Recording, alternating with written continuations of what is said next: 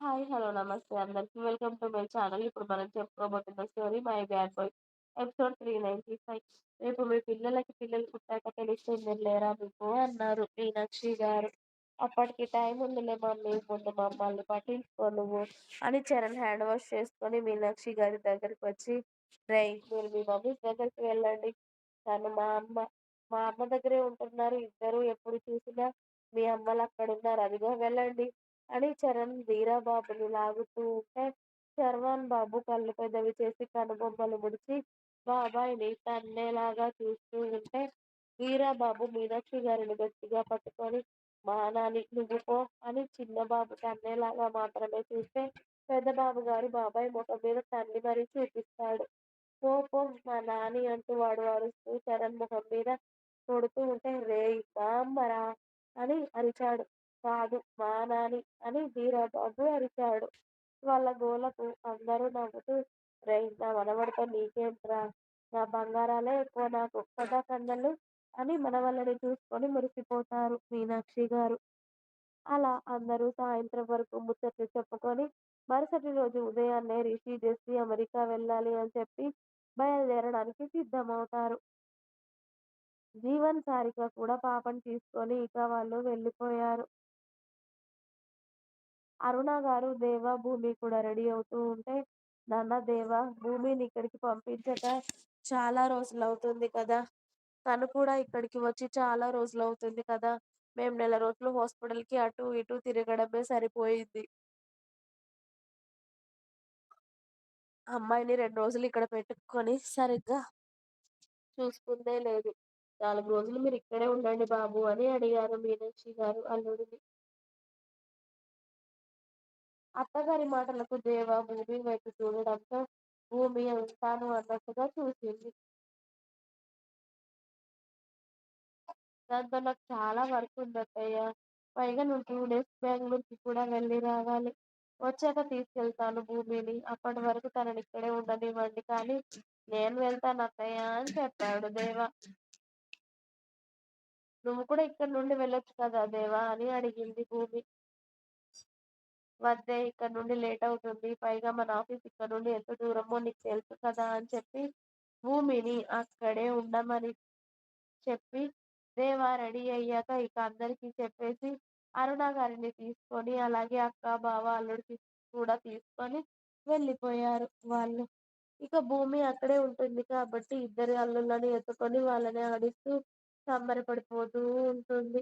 ఇక అందరూ ఎవరి పనుల్లో వాళ్ళు ఉండగా వేద, భూమి మాత్రమే హాల్‌లో కూర్చోవడంతో అల్లుళ్ళని ఆడించడమేనా వాళ్ళకి మరదళ్ళని ఇచ్చే పనేమైనా ఉందా మేడం అని అడిగింది వేద. ఆల్రెడీ పెద్దోడు బుక్ అయిపోయాడు కదా వదిన. ఇక చిన్నోడికి చూద్దాంలే మెల్లిగా అని చెప్పింది భూమి నవ్వుతూ. అలా రోజులు నెమ్మదిగా కదులుతూ ఉంటే 2 రోజులని బెంగుళూరుకి వెళ్ళిన దేవబాబు ఫోన్ చేసి 1 వీక్ ఇక్కడే పడుతుందని చెప్పాడు భూమికి ఆ రోజు రాత్రి. అంటే ఈ వారం రోజులు నేను ఇక్కడే ఉండాలా దేవా గారు అని అడిగింది భూమి. రాత్రి డిన్నర్ చేసిన తర్వాత తన రూమ్‌లోకి వెళ్లి దేవాతో ఫోన్ మాట్లాడుతూ, తమరి పెద్దమ్మ దగ్గర ఉంటాను అని తమరే చెప్పారు కదా మేడం. ఇప్పుడు నన్నంటే ఎలా? మమ్మీ దగ్గరికెళ్తావా మరి అని అడిగాడు దేవ. అత్తయ్య ఆల్రెడీ వదిన వాళ్ళతో అమెరికా వెళ్లారని మర్చిపోయి అడుగుతున్నారా మీరు? లేకపోతే కావాలనే అడుగుతున్నారా? అంది భూమి. మమ్మీ అక్కడికి వెళ్ళింది కదా! సారీ మర్చిపోయాను. నాకు కూడా కష్టంగానే ఉందే నీకు దూరంగా ఉండడం. కానీ ఏం చేస్తాం? ఈ 1 వీక్ తప్పదు. నువ్వక్కడ నేనిక్కడ అని చెప్పాడు దేవ. సరేలెండి. ఆ వర్క్ ఏదో త్వరగా కంప్లీట్ చేసి వచ్చేయండి దేవ గారు. మిమ్మల్ని చాలా మిస్ అవుతున్నాను అని చెప్పింది భూమి. అంతగా మిస్ అయ్యేదానివి మరి నాతో రాకుండా పుట్టింట్లోనే ఎందుకున్నావే? అని అడిగాడు. అరె! పుట్టింట్లో 4 రోజులు ఉండే హక్కు లేదా ఏంటి నాకు? ఇప్పుడు మిస్ అవుతున్నాను అన్నావు కదా! నువ్వు కూడా ఒకవేళ నాతో పాటు వచ్చుంటే అమ్మ కూడా లేదు కాబట్టి నేను నిన్ను కూడా నాతో పాటు ఇక్కడికి తీసుకొచ్చేవాడిని. ఇప్పుడు ఇద్దరికీ మిస్సింగ్ ఫీల్ ఉండేది కాదు కదా! అన్నాడు దేవ. ఏం కాదులెండి. ఈ మిస్సింగ్ ఫీల్ కూడా చాలా బావుంది.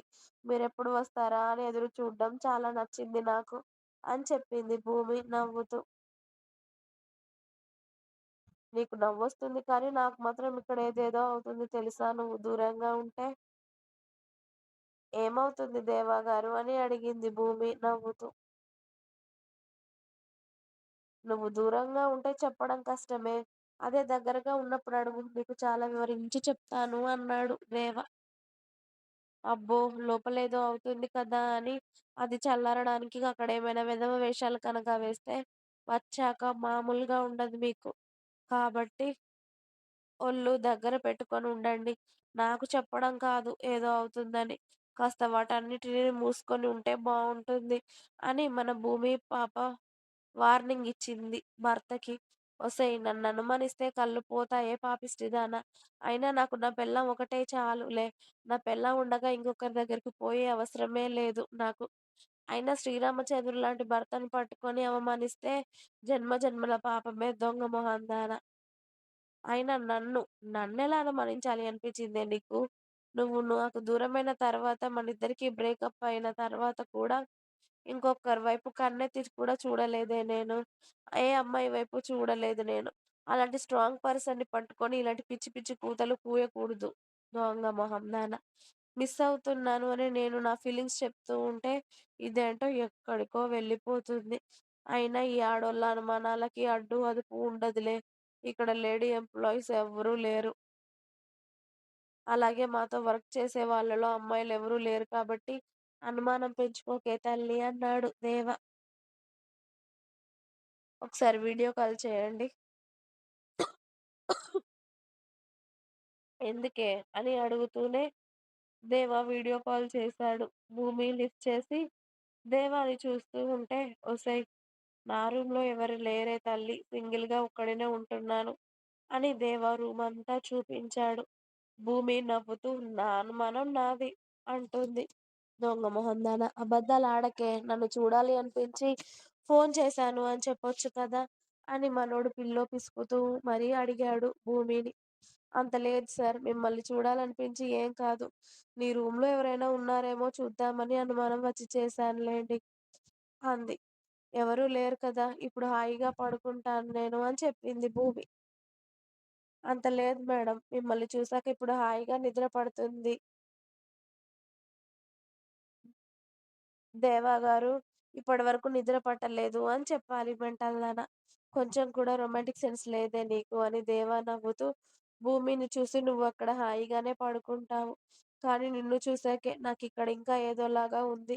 అన్నీ మూసుకొని పడుకునేటోనికి ఇప్పుడు వీడియో కాల్ చేసి మరి రెచ్చగొట్టావని వీడియో కాల్‌లోనే ఆమెను పరీక్షగా చూస్తూ ఉంటే సిగ్గులేదు దేవా గారు మీరు మీకు ఇక పడుకోండి అని కాల్ కట్ చేసి భూమి నవ్వుకుంటూ పడుకుంటుంది. ఇక దేవ కూడా నవ్వుతూ నాకు కూడా కష్టంగానే ఉందే నిన్ను వదిలి ఉండడం నీలాగా. కానీ ఏం చేస్తాం? ఇంకో 4 రోజులు ఓపిక పట్టు. ఆ తర్వాత నేను నీ ముందుంటాను అని దేవ కూడా కాల్ కట్ చేసి భార్యని కాసేపు తలుచుకొని ఆ తర్వాత నిద్రపోయాడు. ఇంకా ఉంది. మీకు నా స్టోరీస్ నచ్చినట్టయితే ప్లీజ్ నా ఛానల్‌ని తప్పకుండా సబ్స్క్రైబ్ చేయండి.